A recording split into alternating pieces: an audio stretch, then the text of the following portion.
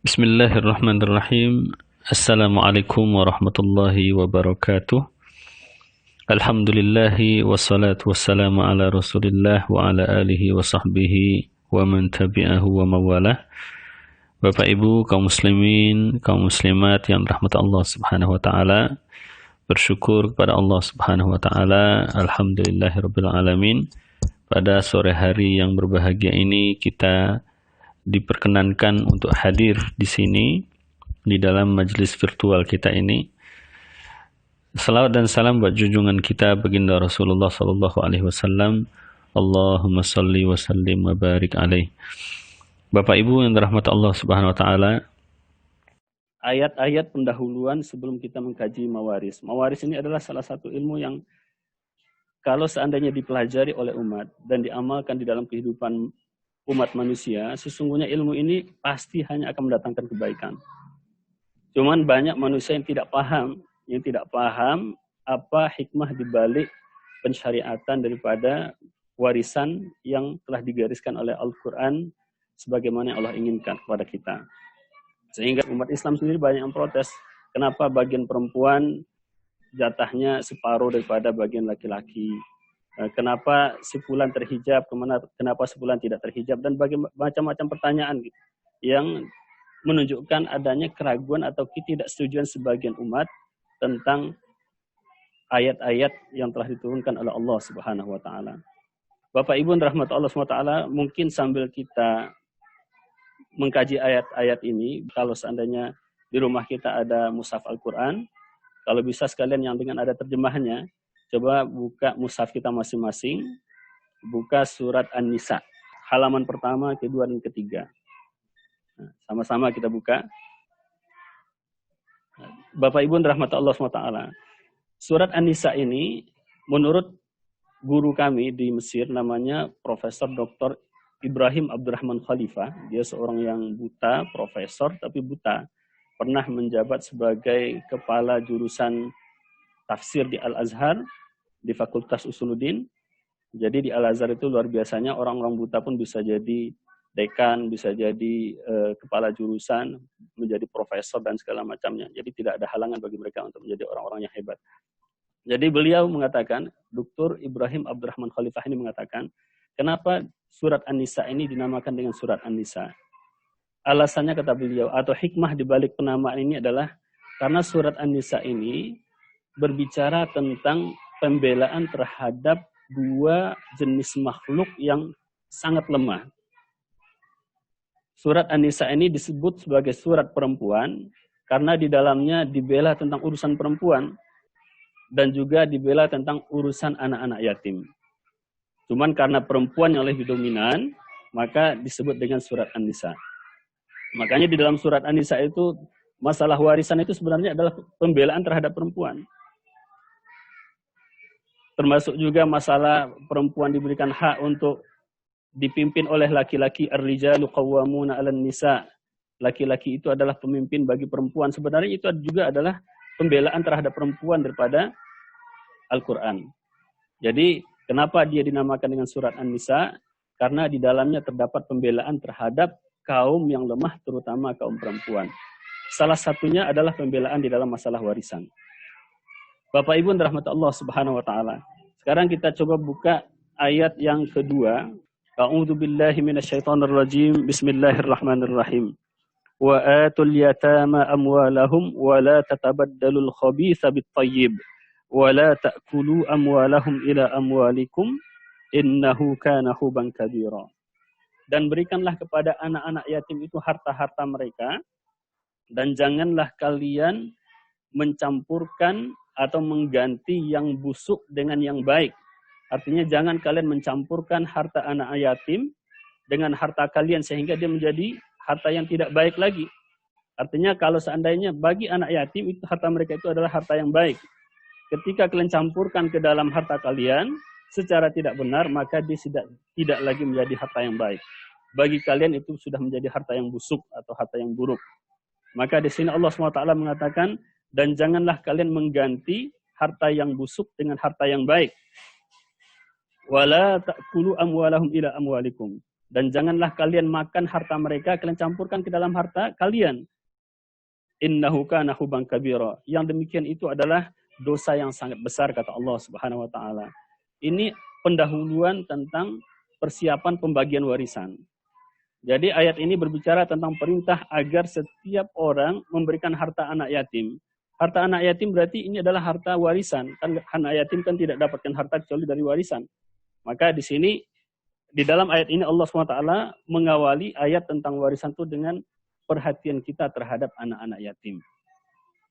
Kemudian Allah SWT melanjutkan, wa in khiftum alla tuqsitu fil yatama fankihu ma qabalakum minan nisa'i mathna wa thulatha wa ruba'. Fa in khiftum alla ta'dilu fawahidatan aw ma malakat aymanukum dzalika adna alla ta'ulu. Kalau seandainya kalian khawatir tidak sanggup untuk berlaku adil pada anak yatim. Jadi anak yatim ini adalah kalau secara syariat atau secara istilah, anak yatim ini adalah seorang anak yang telah ditinggalkan oleh orang yang mengkafilnya. Yang mengkafilnya di sini adalah bapak, karena kafil dari seorang anak atau ail, pemberi nafkah seorang anak itu adalah bapak pada dasarnya. Jadi di sini yang disebut anak yatim adalah anak yang tidak lagi punya bapak. Di sini Allah SWT menjelaskan, wa in khiftum alla tuqsitu fil yatama.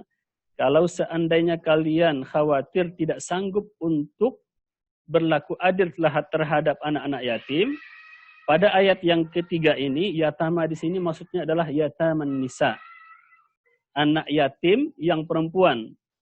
Artinya ketika seseorang tidak sanggup untuk berlaku adil terhadap seorang perempuan yang yatim, ini khususnya di dalam rumah tangga, ini sababun nuzulnya adalah suatu ketika, sebagaimana disampaikan oleh Sayyidah Aisyah, pada zaman Rasulullah SAW, ada seorang kafil atau seorang pengasuh anak yatim ini kebetulan perempuan, dan anak yatim ini pas pula dia punya warisan yang banyak dari bapaknya.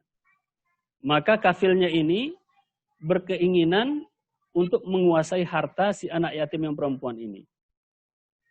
Cuman karena dia anak yatim, maka si pengasuhnya ini tidak berkeinginan untuk mencukupkan mahar atau tidak berkeinginan untuk membayarkan mahar untuk perempuan yang yatim ini sebagaimana layaknya atau sebagaimana standar yang umum yang harusnya didapatkan oleh perempuan sekelas dia pada masa itu. Dia hanya ingin membayar ya sekedarnya saja. Karena dia merasa dia adalah sebagai kafilnya, sebagai pengasuhnya, dan dia juga melihat bahwa dia adalah anak yatim, maka tidak akan ada orang yang membela dia. Jadi kalau seandainya dia bayar sekedarnya, maka pasti mau tidak mau perempuan ini juga akan ikut. Gitu. Ketika peristiwa ini sampai kepada baginda Rasulullah SAW, dan setelah itu Allah turunkanlah ayat yang ketiga ini. Maka ayat ini yang sering dikaitkan dengan masalah poligami, kalau kita runut proses kejadiannya, itu tidak terlepas daripada peran untuk bagaimana kita membela anak yatim. Maka di sini Allah katakan, kalau seandainya kalian tidak sanggup untuk berlaku adil terhadap anak yatim, maksudnya adalah anak yatim yang perempuan, tidak sanggup kalian untuk memberikan harta yang sesuai dengan yang harusnya mereka dapatkan, karena mereka tidak punya pembela, maka fankihu ma tabalakum minan nisa'i mathna wa thulatha wa ruba'. Maka nikahi yang punya orang tua atau yang punya saudara, yang kalau seandainya kalian berlaku curang, ada yang akan mengingatkan kalian. Maka Allah katakan, nikahilah mereka itu, baik itu 2 orang, ataupun 3 orang, ataupun 4 orang. Kalau seandainya kalian tidak sanggup berlaku adil, maka cukup 1 saja, kata Allah Ta'ala. Ila akhir ayat. Ini, di sini kita lihat bahwa ternyata ayat yang ada di dalam Al-Quran terkait dengan masalah bolehnya seseorang menikah lebih dari 1, itu juga tidak lepas daripada upaya di dalam menerapkan keadilan terhadap anak-anak yatim. Kemudian Bapak Ibu rahmat Allah SWT, kita lanjut kepada masalah kalau kita kaitkan dengan masalah warisan. Di dalam ayat ini juga, kalau seandainya kalian tidak sanggup berlaku adil, maka cukup 1 saja. Kalau seandainya dibawakan ke dalam masalah warisan, sebenarnya dari awal Allah Subhanahu wa Ta'ala sudah mewanti-wanti juga bahwa masalah pernikahan itu juga tidak akan bisa dilepaskan dengan masalah warisan. Ketika seorang laki-laki menikah satu orang, dia bisa berlaku adil, dan kalau seandainya menikah dengan 2 orang atau 3 orang, dia tidak bisa berlaku adil, baik ketika dia masih menjadi suami mereka, ataupun ketika dia sudah meninggal. Jadi ada juga sebagian, dan itu banyak fenomena yang kita lihat, karena dia punya istrinya 2, 3, atau 4, maka karena dia tidak termasuk orang yang bisa berlaku adil, maka setelah dia meninggal, polemik, pertikaian, perpecahan tidak bisa dihindarkan antara keluarga yang telah dia tinggalkan. Dan ini sebuah fenomena yang cukup marak kita lihat di dalam kehidupan kita, dan ini kadang-kadang menjadi alasan bagi sebagian orang untuk menolak salah satu syariat atau sesuatu yang telah diizinkan oleh Allah SWT. Memang kalau seandainya orang tidak bisa berlaku adil, Allah perintahkan cukup satu saja. Baik ketika dia masih hidup ataupun ketika dia sudah meninggal, dia dituntut untuk berlaku adil. Ini kaitannya dengan warisan. Kemudian Allah Subhanahu wa taala melanjutkan kepada ayat, kita buka ayat yang kelima, silakan dibuka.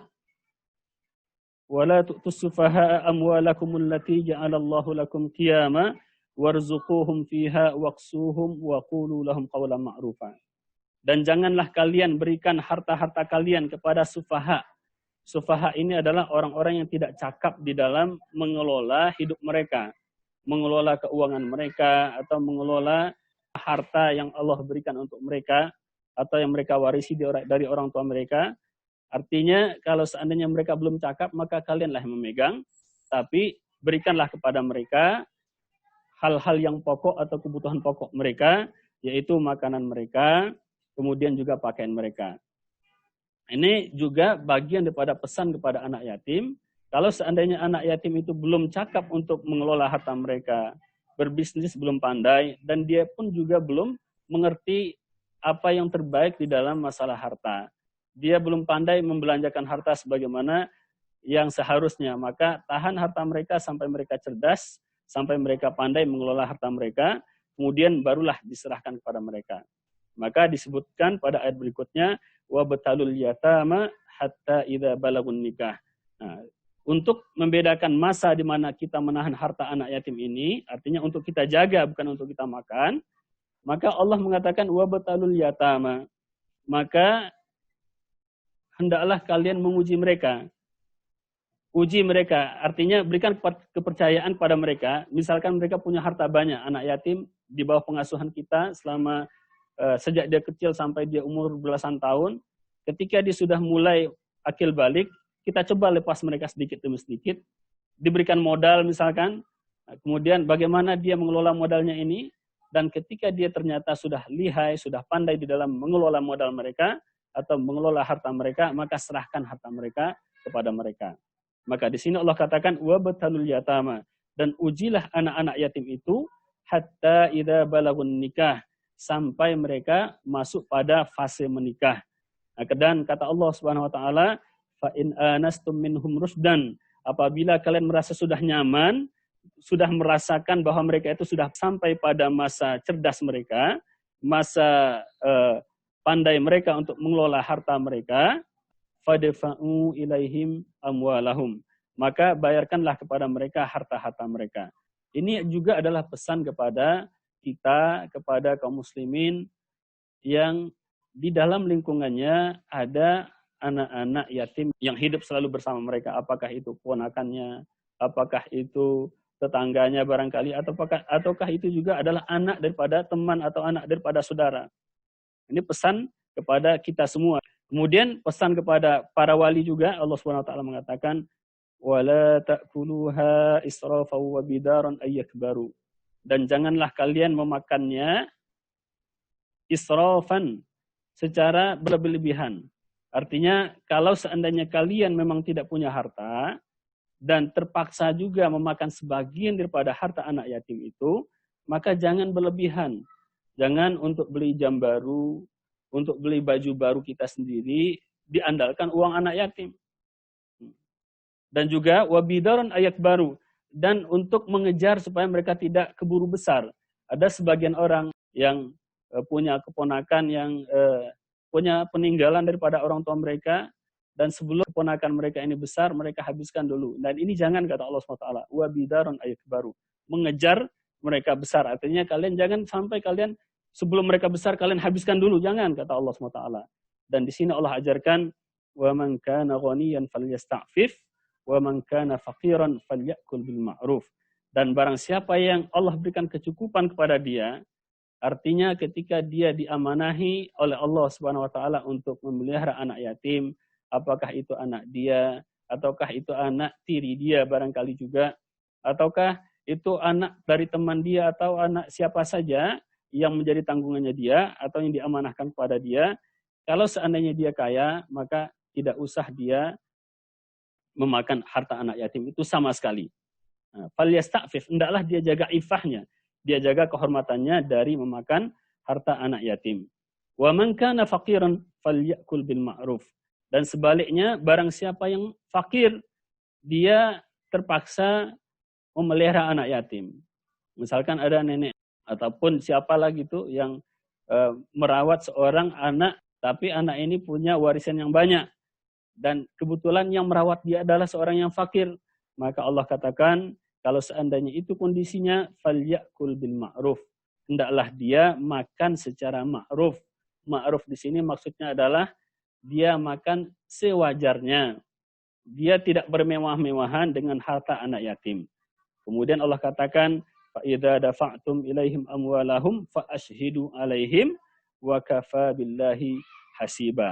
Dan apabila kalian telah menyerahkan atau dalam prosesi menyerahkan harta anak yatim kepada mereka, maka buatlah saksi di dalam proses tersebut.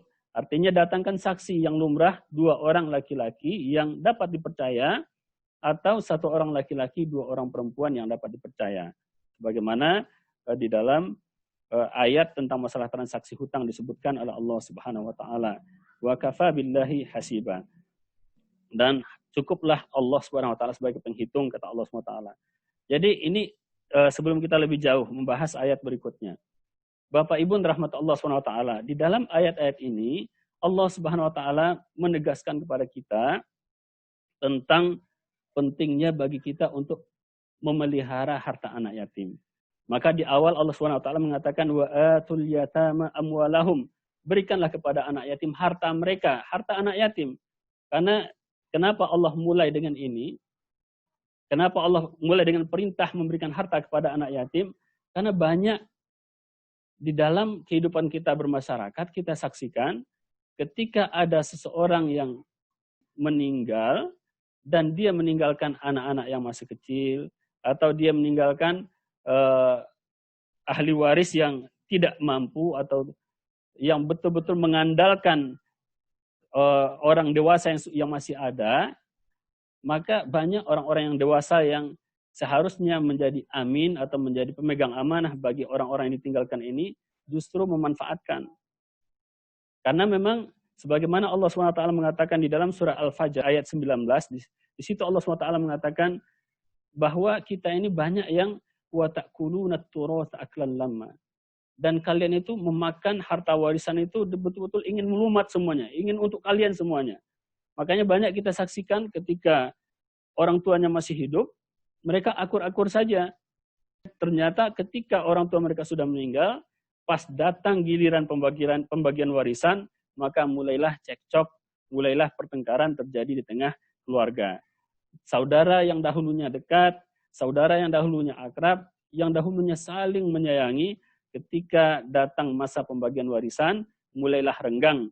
Apalagi sudah masuk pihak yang apakah dari pihak istri daripada yang laki-laki ataukah suami daripada pihak yang perempuan sudah masuk pihak yang lain, maka semakin runyamlah dan semakin peliklah urusan pembagian warisan antara sesama mereka. Maka dari awal Allah SWT ingin menepis atau ingin kita melepaskan diri daripada ketamakan terhadap harta warisan.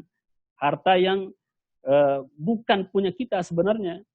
Maka di dalam surat Al-Fajr itu Allah SWT mengatakan, Kalla bal la tukrimunal yatim wa la tahadduna ala tu'amil miskin wa ta'kuluna at-turatha aklan lamma. Kalian salah menilai, kata Allah Subhanahu wa taala. Kalian memandang bahwa harta adalah segala-galanya, kalian memandang bahwa harta itu akan menyelamatkan kalian, sehingga kalian tidak menganjurkan memberi makan fakir miskin. Kemudian kalian suka akan warisan, ingin kalian lumat semuanya, ingin kalian ambil untuk kalian semuanya. Dan ini adalah sebuah penyakit. Allah gandingkan dengan cinta dunia. Maka dari awal, hal yang harus kita tanamkan dalam diri kita adalah kita buang rasa cinta dunia itu dari diri kita dulu. Jangan sampai masuk ke dalam perut kita sesuatu yang tidak jelas kehalalannya. Maka dari awal Allah ingatkan kita, jangan makan harta anak yatim, berikan kepada mereka harta mereka. Dan di sini di dalam ayat yang kita bacakan tadi, Allah di situ masih agak lunak Allah di dalam ayat ini. Pada ayat berikutnya Allah katakan apa? Innal ladzina ya'kuluna amwalal yatama. Pada ayat yang ke-10 di situ kita lihat, innal ladzina ya'kuluna amwalal yatama dzulman innama ya'kuluna fi butunihim nara wa sayaslawna sa'ira. Sesungguhnya orang-orang yang memakan harta anak-anak yatim secara zalim, sesungguhnya yang mereka makan di dalam perut mereka itu adalah api neraka, kata Allah Subhanahu wa taala, wa sayaslawna sa'ira, dan kelak pada hari kiamat nanti mereka akan dimasukkan ke dalam neraka yang menyala-nyala, kata Allah Subhanahu wa taala. Jadi Allah mulai dari yang pelan dulu, lunak dulu, dijelaskan, kemudian terakhir Allah tegaskan. Sebelum Allah masuk di dalam pembahasan pembagian warisan secara angka, Allah tegaskan bahwa harta yang masuk, kalau seandainya itu tidak hak kalian, walaupun dari kerabat kalian, walaupun anak yatim itu adalah ponakannya sendiri, walaupun dia adalah anak dari teman dekat dia sendiri, walaupun dia adalah saudara dia sendiri, akan tetapi kalau seandainya dia makan harta tersebut secara zalim, maka sesungguhnya yang dia makan itu adalah harta yang haram dan dia memakan neraka, kata Allah SWT. Api yang dia masukkan ke dalam perutnya. Api yang dia masukkan ke dalam perut istri dan anak-anaknya. Itu kata Allah SWT. Jadi sebelum kita sibuk untuk pembagian, maka ini yang kita tanamkan dulu. Jangan sampai ketamakan terhadap harta mengalahkan ketundukan kita kepada Allah Subhanahu wa taala. Kalau seandainya dari awal sudah sama-sama legowo, yang bukan hak saya tidak mau masuk ke dalam harta saya. Nah, yang kalau harta sepulan, saya pengennya perginya kepada sepulan. Walaupun nanti misalkan ada di antara mereka yang saling mengikhlaskan, itu urusannya belakangan. Nah, itu urusannya terakhir. Tapi yang jelas dari awal, masing-masing kita, masing-masing anggota keluarga harus memastikan bahwa mereka bertekad untuk tidak makan harta yang tidak jelas kehalalannya. Karena ini fenomena Bapak Ibu, sebagian kita menganggap enteng ketika kita memakan harta saudara kita sendiri, baik itu saudara, adik kakak, ataupun keponakan dan segala macamnya, itu kadang-kadang kita menganggap enteng, karena menurut kita dia adalah bagian daripada kita. Padahal sebenarnya Allah SWT telah menegaskan, lirrijali nasibum mimma tarakal walidani wal aqrabun. Untuk laki-laki ada jatah yang pasti, kata Allah SWT. Ada jatah yang sudah ditegaskan, ditetapkan oleh Allah SWT dari peninggalan orang tua. Artinya masing-masing orang itu ada jatahnya, dan jatahnya itu tidak boleh diambil oleh walaupun saudara dia sendiri. Walin nisa'i nasibum mimma tarakal walidani wal aqrabun. Dan untuk yang perempuan juga ada jatahnya dari apa yang ditinggalkan oleh orang tua dia atau dari karib kerabatnya. Nasibah mafruḍah. Dan itu adalah nasib atau jatah yang sudah paten, kata Allah. Yang sudah fardu hukumnya, artinya sudah jatah mereka. Makanya namanya ilmu faraid. Faraid itu kan sama dengan fardu. Fardu itu artinya wajib. Artinya ini jatah yang diberikan kepada mereka itu wajib. Urusan nanti mereka rela atau mereka kembalikan itu urusan setelah perhitungan. Tapi ketika pembagian itu harus dibagi secara jelas gitu. Nah, gitu. Jadi ini beberapa ayat yang perlu kita perhatikan sebelum kita masuk ke dalam proses pembahasan pembagian jatah masing-masing daripada orang-orang yang mendapatkan jatah di dalam masalah warisan. Kemudian pada ayat berikutnya langsung kita kepada ayat yang ke-11. Ini ayat tentang pembagian warisan. Jadi sebenarnya ayat tentang warisan ini tidak banyak. Kalau kita kuasai beberapa ayat ini, sebenarnya itu sudah menjadi modal dasar bagi kita untuk memahami masalah pembagian warisan. Yang penting kita hafalkan beberapa ayat ini. Dari ayat yang kita bacakan tadi, cuman yang tadi itu kan sebagai pendahuluan saja. Tapi kalau masalah pembagiannya ada di ayat-ayat yang ke depan ini. Yang pertama adalah ayat 11, lanjutan dari yang tadi. Di situ Allah SWT mengatakan, A'udzubillahi minasyaitonirrajim, yusikumullahu fi auladikum lidzakari mithlu hadzil unthayain. Allah mewasiatkan kalian pada anak-anak kalian. Artinya wasiat di sini adalah berpesan untuk masalah pembagian warisan. Lidzakari mithlu hadzil unthayain, yang mana anak laki-laki mendapatkan jatah 2 anak perempuan. Jadi seorang anak laki-laki mendapatkan bagian sama dengan 2 anak perempuan. Fa in kunna nisa'an fawqa ithnataini falahunna thulutsa ma tarak. Kalau seandainya kunna ini kembali kepada anak-anak. Kalau seandainya mereka atau anak-anak itu adalah perempuan semuanya dan jumlah mereka lebih daripada 2, falahunna thulutsa ma tarak. Maka untuk mereka adalah 2/3 dari apa yang ditinggalkan. Wa in kanat wahidatan falahan nisf. Kalau seandainya dia hanya adalah seorang saja, tapi dia perempuan, kalau seandainya anak kalian atau anak yang ditinggalkan itu adalah seorang perempuan satu saja, maka dia mendapatkan separuh daripada harta yang ditinggalkan. Wali abawaihi likulli wahidin minhum as-sudus. Dan untuk kedua orang tuanya masing-masing. Jadi tadi kalau anak perempuan dipastikan. Terus anak laki-laki bagaimana? Anak laki-laki sifatnya asabah. Anak laki-laki sifatnya dia hanya mengambil sisa. Kecuali kalau dia berdampingan bersama anak perempuan. Kalau seandainya bersama anak laki-laki ini ada anak perempuan, maka laki-laki ini yang membagikan jatah bagi anak perempuan. Ini anak laki-laki itu adalah bagian yang pertama tadi. Yusikumullah fi auladikum. Ini berkaitan dengan anak laki-laki. Kalau seandainya anak laki-laki yang mewaris itu bersama anak perempuan, maka laki-laki dapat 2 jatah perempuan. Tapi sifatnya asabah.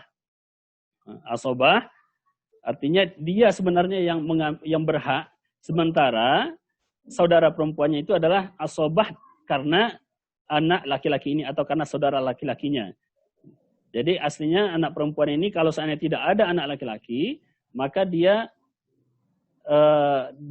mendapatkan jatah berdasarkan angka. Angkanya adalah kalau seandainya dia lebih daripada 2, maka jatahnya 2/3.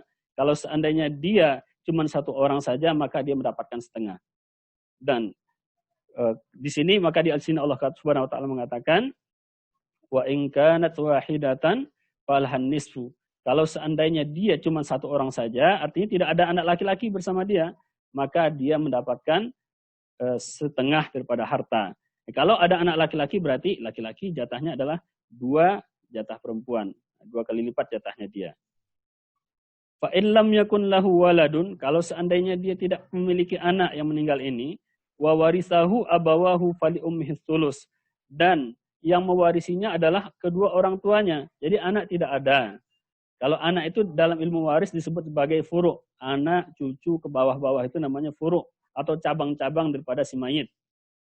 Kemudian kalau seandainya furu' ini tidak ada, anak tidak ada, cucu tidak ada, maka yang mewarisinya ketika itu adalah yang dari pihak usul, yaitu bapak dan ibu, maka masing-masing daripada bapak, wa warithahu abawahu fali ummihi thuluts, maka masing-masing berbeda. Kalau kondisinya seperti itu, berbeda jatah warisannya, di mana si ibu dapat 1/3, kemudian sisanya adalah untuk bapak. Nah, sisanya adalah untuk bapak. Kemudian kalau seandainya dia punya saudara, fa in kana lahu ikhwatun fali ummi sudus. Kalau seandainya dia punya saudara lebih daripada 2, di sini fa in kana lahu ikhwatun. Ikhwatun di sini jamak daripada akhun. Akhun itu artinya adalah saudara.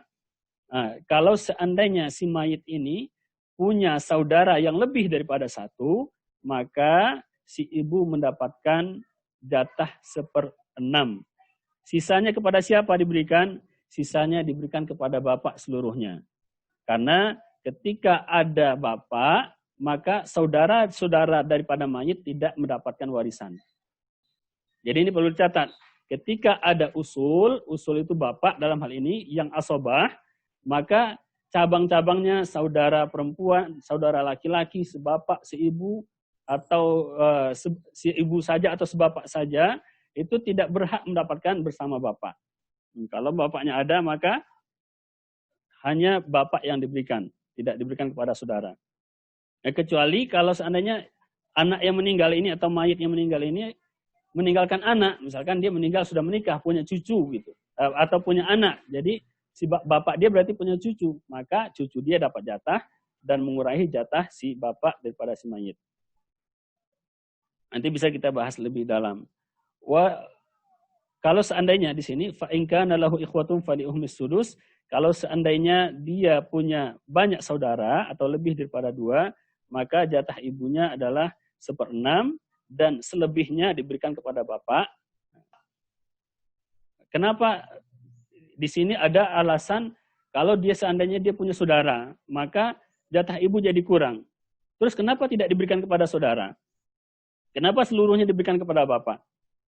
Nah, karena di sini Islam juga menjaga di dalam masalah kehidupan keluarga kita, kalau seandainya bapak masih ada dan ternyata bapaknya ini masih punya banyak anak, maka biasanya bapak itu pasti dia juga akan menjadi penanggung jawab terhadap anak-anaknya. Kalau seandainya dikatakan, oh anaknya kan kalau seandainya anak sudah besar kan tidak jadi tanggungan bapak lagi. Maka di sini gunanya adalah untuk menjaga perasaan si bapak. Jadi si bapak tidak bersaing dengan anak dia sendiri gitu. Kalau seandainya dibuat pula bapak bersaing dengan saudara semayit, maka di sini akan ada persaingan antara bapak dengan anak dia sendiri. Padahal anak yang meninggal ini atau mayit yang meninggal ini adalah anak dia gitu. Dan mereka yang hidup dari saudara-saudara mayit ini juga adalah anak dia. Dan nggak mungkin dong dia disamakan dengan anak-anak dia sendiri atau dipersaingkan dengan anak dia sendiri. Kemudian min ba'di wasiyatin yusi biha audain. Setelah ditunaikannya wasiat yang maksimalnya adalah 1/3 dari harta yang telah diwasiatkan oleh si mayit atau setelah dibayarkan hutangnya. Kalau wasiat maksimal 1/3, kalau hutang itu seberapapun. Kalau memang dia punya hutang habis seluruh harta, maka sebagian ulama mengatakan harus dibayarkan seluruh hartanya dan tentu saja kerabat yang sayang kepada si mayit pasti akan menunaikannya. Tapi sebagian lagi mengatakan yang wajib ditunaikan oleh ahli waris hanyalah 1/3 saja sebagaimana wasiat. Tapi kita kembalikan kepada hati nurani kita masing-masing. Karena dalam hal ini pasti akan ada perbedaan. Aba'ukum wa abna'ukum la tadruna ayyuhum aqrabu lakum naf'a fariidatan minallahi innallaha kana aliman hakima. Bapak kalian atau anak kalian tidak tahu mana yang lebih dekat manfaatnya untuk kalian. Apakah bakti kepada orang tua yang lebih baik bagi kalian ataukah tanggung jawab kalian terhadap anak? Hanya Allah yang tahu. Artinya tunaikanlah kewajiban kalian ke bawah dan juga tunaikan juga kewajiban kalian ke atas kepada orang tua kalian. Sebagai fardu, faridah atau sebuah kewajiban daripada Allah, sesungguhnya Allah Maha mengetahui lagi Maha Hakim. Jadi ini ayat yang ke-11. Ini ayat yang pertama tentang masalah pembagian. Nah, sebelum kita masuk pada masalah berikutnya, sambil kita baca komen-komen yang ada di grup. Oke, terima kasih. Assalamualaikum. Ini dari Ibu Fetna Yeti. Ini beliau bersama saya dulu di Kairo. Selamat datang Ibu Fetna, terima kasih telah join sama kita. Dari Bapak Ihsan, Assalamualaikum Ustaz, bagaimana menyikapi sebuah keluarga yang ingin membagi warisan dengan perhitungan bagi rata ke semua anak-anaknya, baik laki-laki maupun perempuan? Waalaikumsalam warahmatullahi wabarakatuh, Bapak Ihsan. Ketika Allah Subhanahu wa taala mensyariatkan adanya faraid yang di sini Allah sebutkan faridah. Bahkan di dalam ayat berikutnya, coba Bapak buka ayat coba buka Al-Qur'annya, lihat ayat 13. Coba buka ayat 13. Nah, silakan buka ayat 13 surah An-Nisa. Ini mau nanya tuh warisnya. Ya Pak. Di situ Allah SWT mengatakan tilka hududullah. Itu adalah hududnya Allah. Artinya hududnya adalah batasan yang Allah sudah tetapkan. Kemudian Allah katakan wa may yuti'illaha wa rasulahu yudkhilhu jannatin tajri min tahtihal anhar. Barang siapa yang taat kepada Allah dan Rasulnya, Allah akan masukkan dia ke dalam surga. Wa may ya'sillah, pada ayat berikutnya, barang siapa yang memaksiati Allah dan Rasulnya, wa yata'adda hududahu yudkhilhu narun khalidan fiha. Maka Allah akan masukkan dia ke dalam neraka, kekal lagi dia di dalamnya. Jadi ini ayat yang diletakkan oleh Allah SWT setelah ayat faraid. Karena memang Allah mengatakan sebelumnya faridatan minallah, sebagai sebuah kewajiban daripada Allah. Jadi bagaimana kalau seandainya ada saudara yang ingin bagi rata semua? Kalau seandainya memang itu kejadian setelah si mayit meninggal, maka sesungguhnya kalau kita betul-betul taat kepada hukum Allah SWT, maka sebaiknya hitung dulu dengan pembagian warisan sesuai dengan syariat. Karena Bapak Ibu rahmat Allah SWT, Allah Subhanahu wa taala yang di sini Allah sebutkan innallaha kana aliman hakima. Sesungguhnya Allah Subhanahu wa taala Maha mengetahui lagi Maha bijaksana lagi Maha hakim. Allah tahu tentang tabiat diri kita. Kalau seandainya pembagian rata itu menurut kita adalah pembagian yang adil, tapi adilnya hanya dari sisi perhitungan angka saja. Tapi tidak adil sebenarnya dari sisi-sisi yang lain. Kalau seandainya memang dibagi rata, berarti siapa pemimpin di antara saudara-saudara yang masih ada itu?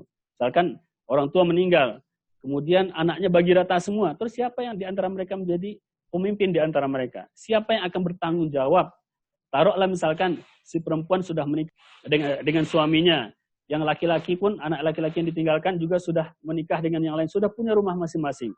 Terus kalau seandainya nanti si saudara perempuan yang sudah menikah, misalkan dia bercerai, terus kepada siapa dia mengadu? Kalau seandainya di antara dia bersaudara, tidak ada yang dijadikan sebagai pemimpin di antara mereka. Tidak ada yang didahulukan selangkah. Mungkin rasa persaudaraan mungkin membuat kita saling merasa bertanggung jawab. Mungkin bisa saja itu. Tapi banyak yang kita lihat ketika tidak beres di dalam masalah urusan warisan, banyak saudara laki-laki yang tidak mau tahu tentang saudara perempuan dia. Ya kenapa? Karena awalnya barangkali masalah pembagian warisan. Maka di sini Allah Subhanahu wa taala memberikan solusinya bagi kita. Allah yang menciptakan kita, Allah tahu tabiat laki-laki. Akan berbeda rasanya bagi seorang laki-laki ketika saudara perempuannya memberikan lebih kepada dia. Tentu rasa sayang dia kepada perempuan yang saudaranya ini, kemudian kepada ponakan-ponakan dia, barangkali dia bisa memberikan lebih kepada keluarga daripada adik atau saudara perempuannya ini dibandingkan dengan jumlah warisan yang mungkin dilebihkan untuk dia ketika pembagian warisan. Nah, maka di sini Allah mengetuk juga hati kita. Jadi Allah tidak hanya masalah pembagian dengan angka saja, kita menilainya angka saja. Dan setelah itu kita tidak memperhatikan sisi kepemimpinan laki-laki, pembelaan laki-laki gitu. Jadi masalahnya kenapa laki-laki dilebihkan itu bukan karena laki-laki kalau dia nikah tentu dia harus bayar nafkahnya, kemudian maharnya kepada istri dia. Bukan dari sisi itu aja, tapi juga dari sisi pembelaan dia terhadap saudara perempuannya dia. Maka dalam hal ini sebelum dibagi secara rata, ya bagi dulu secara syariat. Nanti setelah itu kalau seandainya akan dibagi juga dan semua rela, kalau semuanya rela maka silahkan diserahkan saja kepada kebijaksanaan ketika itu. Kalau semuanya sudah rela, artinya tidak ada paksaan di dalamnya, karena Rasulullah SAW mengatakan la yahillu mal imri'in muslim illa an tayyibin nafsin minhu.